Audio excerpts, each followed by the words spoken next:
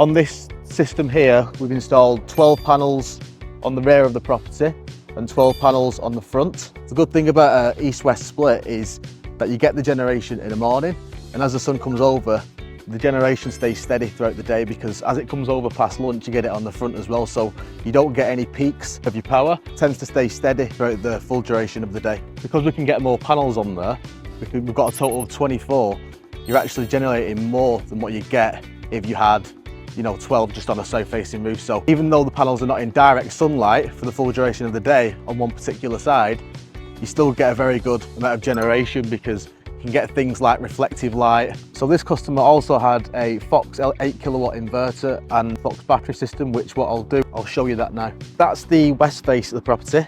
As you can see, we're still getting some sunlight now. It's only 10:15. Customer's got an electric vehicle, which is great because they can get on a cheaper overnight tariff, which then you can charge the batteries from, which will give you great savings during the daytime, because your home will take from the batteries before it takes from the grid. Got a Fox 8 kilowatt hybrid inverter with 11.5 kilowatts of battery storage. This is basically like the brains of the system. Underneath this, we run a cable from here into the main meter that monitors the customer's supply. So that tells the inverter if the house needs the power or not. So when the solar panels come into here, this inverter decides which way the energy goes. Does it go to the battery if the house doesn't need it, or does it go to the house if the house does need it? As you can see, underneath our systems, we like to install this white trunking, which contains all the cables within to keep it all neat and tidy. The cables come down here into the battery storage.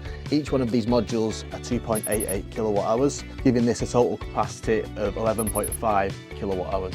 So the system right now is currently generating 4.04 kilowatts. The load on the house is at 0.85. So what the inverter is doing, it's sending the 0.85 kilowatts directly from the panels to supply the house, and now the excess, which is approximately 3.12 kilowatts, is being sent down here to the batteries. Now the batteries are currently at 77% capacity.